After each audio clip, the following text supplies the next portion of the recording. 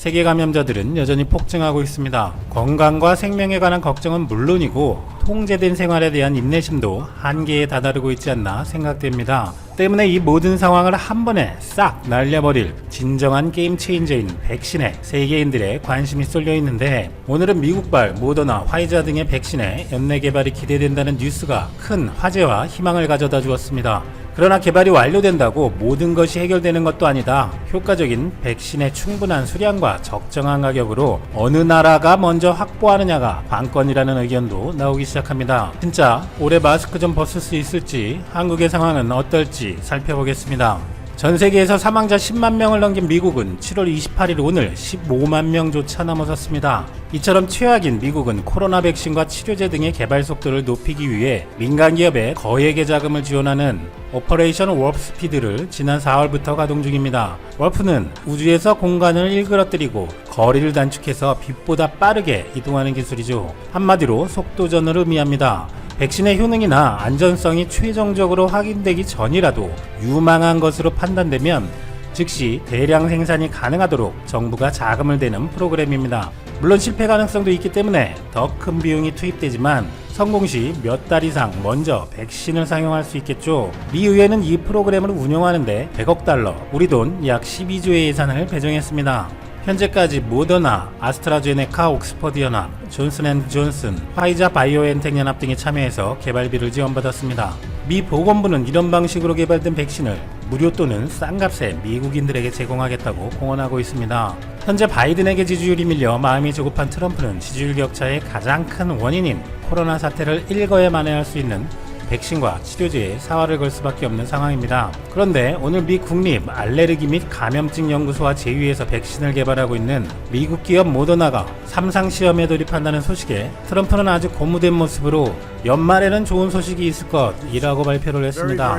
모더나는 미국 89개 도시 3만 명을 대상으로 하는 세계 최대 규모 3상 임상 시험에 돌입했고, 결과가 좋다면 미 FDA는 일단 고위험군을 대상으로 하는 긴급 사용을 신속하게 승인할 계획이라고 합니다. 모더나가 개발하는 메신저 RNA 1273은 세포에 유전 정보를 전달해 단백질을 생성하는 RNA를 이용하는 기술로 코로나 바이러스 표면에 스파이크 단백질과 유사한 단백질을 만들어낸 뒤 인체가 이를 항원으로 인식하도록 만드는 방식이라는데, 뭔 소린지 모르겠지만 아무튼 신기술이라고 합니다. 이 때문에 안전성이나 효과가 검증된 적이 없는 약점도 있고, 이전에 백신 연구 통계를 보면 3상 임상에 들어간 640건의 백신 후보 물질 가운데 54%에 달하는 344건이 결국 실패로 끝났다는 결과도 있기 때문에 성공 여부는 지켜봐야 한다는 의견도 있습니다. 이런 점은 현재 연구 중인 다른 백신들도 마찬가지이겠습니다만, 다행히 수백 개의 백신 연구들이 동시에 진행되고 있고 상당히 진전된 것들도 꽤 있어서 조만간에 백신이 나올 것이라는 기대를 하게 합니다. 그럼에도 불구하고 항상 그래왔듯이 마음이 급한 트럼프가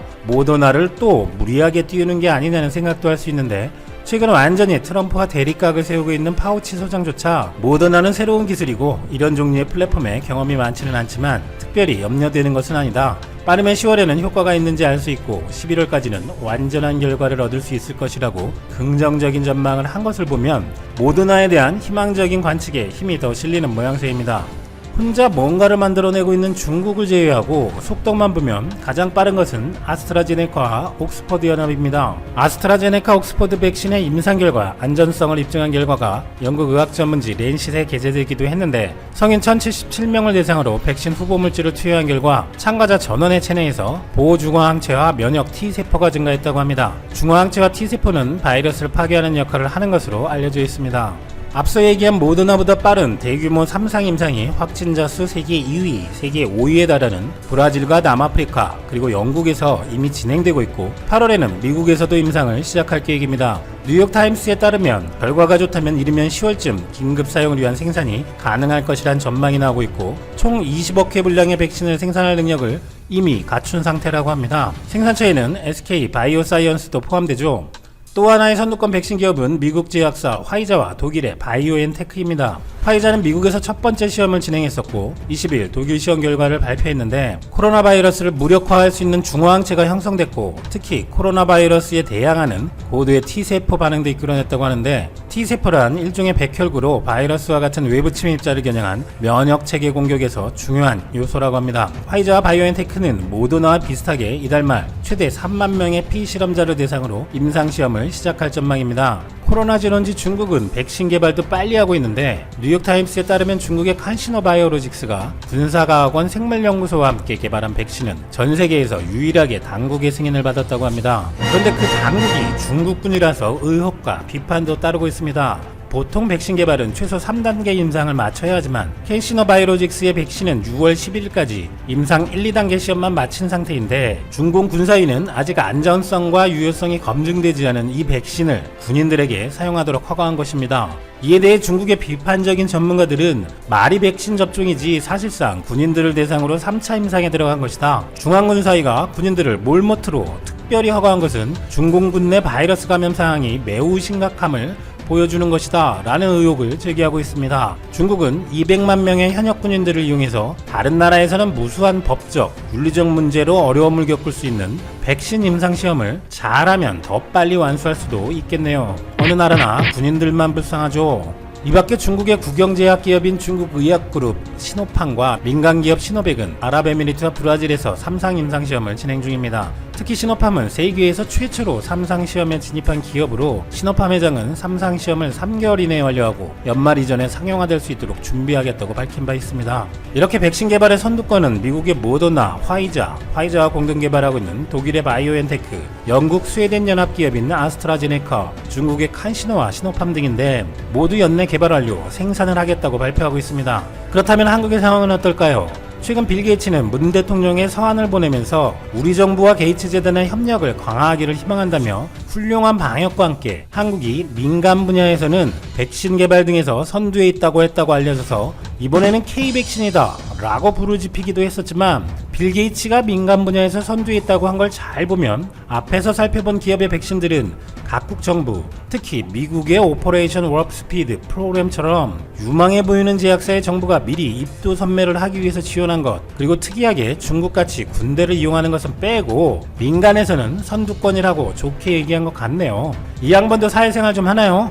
그런데 사실 게이츠 재단은 SK 바이오사이언스의 백신 개발에 투자를 했으니 자기가 투자한 것을 셀프 칭찬한 것으로 볼 수도 있습니다. 어쨌든 SK 바이오사이언스는 성공할 경우 내년 6월부터 연간 2억 개의 백신을 생산할 수 있을 것이라고 빌 게이츠는 말했습니다만 과기부 최기영 장관은 6월부터 대량 생산이 가능하다는 것은 잘 모르겠고 과기부가 파악한 SK 바이오센스의 계획상으로는 아직 임상에 들어가지는 않았기 때문에 내년 8월 개발, 9월 식약처 승인으로 내년 하반기 말 정도에 접종이 가능할 것으로 생각한다고 밝혔습니다. 이외에 제넥시는 내년 하반기 개발을 목표로 6월에 임상시험에 착수했고 진원생명과학 등도 임상시험 진입을 목표로 준비하고 있다고 합니다. 우리나라가 아직 바이오 제약 분야에서 세계 최고 수준이 아니라고 실망할 필요는 없겠죠. 한국이 이뤄낸 다른 분야처럼 차곡차곡 따라가다 보면 이 분야도 어느새 최고 수준에 도달할 것입니다. 어쨌든 한국 백신들도 모두 화이팅입니다. 선두권 백신 기업들이 올해 개발에 성공한다면 남는 것은 백신들의 대량 생산과 누가 먼저 이를 확보할 것인가가 문제겠죠.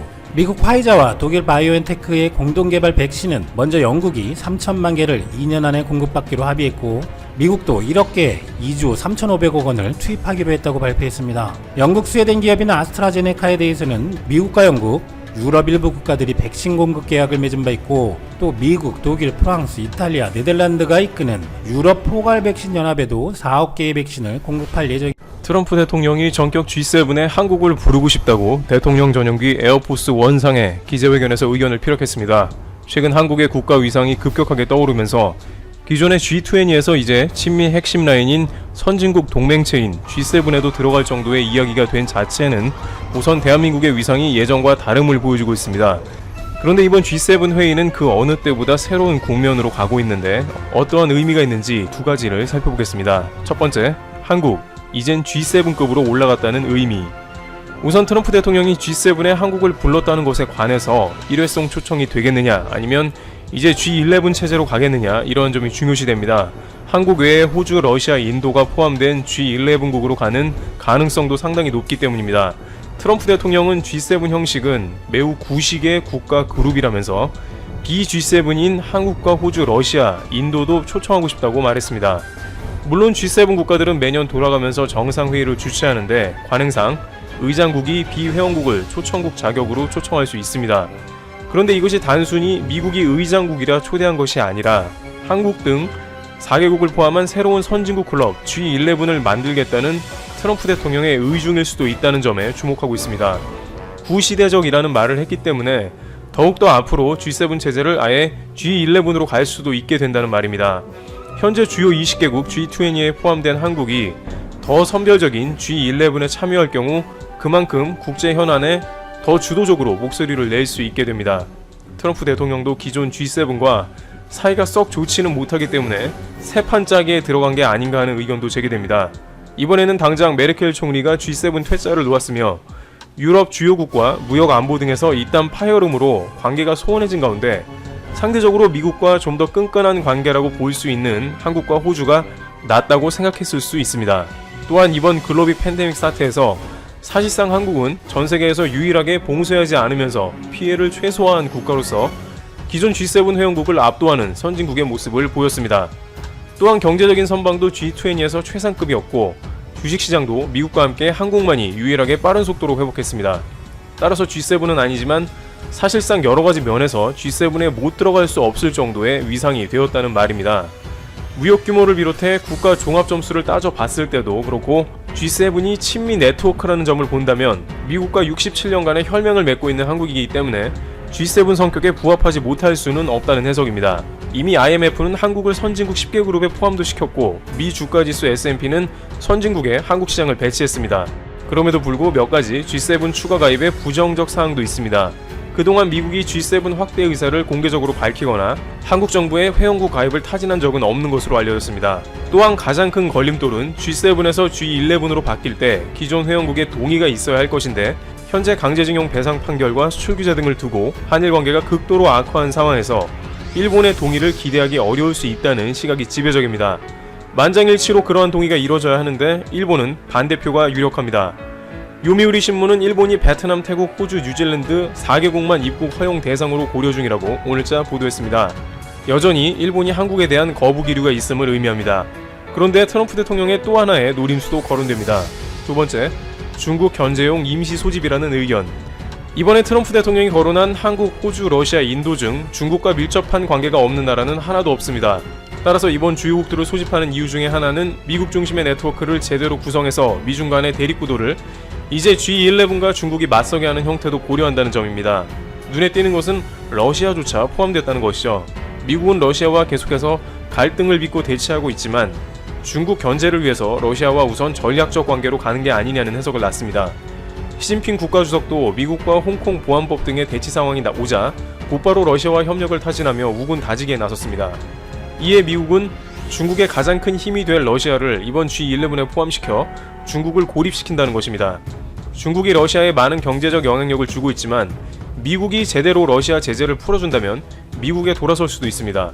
이런 맥락으로 보자면 이번에 미국은 한국에 적극적으로 중국을 배척하는 네트워크에 포함되자는 요구를 할 수 있습니다. 결국 이번 G11이 궁극적으로 구시대적 G7을 버리고 새로운 시대의 협력체를 만들자는 이야기가 아니라 만약 중국 견제용 임시 소집이라면 한국 입장에서는 중국의 경제 보복을 대비해야 하는 부담에 빠지게 됩니다. 실제 이번 G11 국가 중에 호주는 중국이 경제 보복에 들어가 주요 사업체들이 어려움을 호소하고 있는 상황입니다. 다만 트럼프 대통령이 중국 견제 수단으로 G11을 이용하려고 본격적으로 마음을 먹으면 임시 소집이 아닌 장기전으로서 미국이 구상하는 미 중심 경제 네트워크인 EPN과 더불어 G11을 동시에 출발시킬 수도 있습니다. 이럴 경우에는 한국은 G11에 정식 포함됨으로 해서 국가적인 위상을 비롯해서 영향력을 확대할 수 있으나 중국에 관해서는 본격적으로 대립하는 색채를 띄어야 하기 때문에 상당한 부담을 짊어져야 할 수 있을 것입니다. 이와 같이 한국은 국제사회에서 연신 주목을 받으면서 이제 G7에 추가되는 시점에 와 있는 상황입니다. 그간 한국의 위상을 본다면 충분히 G7에 들어가고도 남으나 역시 일본의 견제로 쉽지 않을 것으로 판단되며 중국을 견제하는 편에 서야 한다는 부담감도 작용해 앞으로 어떻게 상황이 전개될지 귀추가 주목됩니다. 트리블 튜브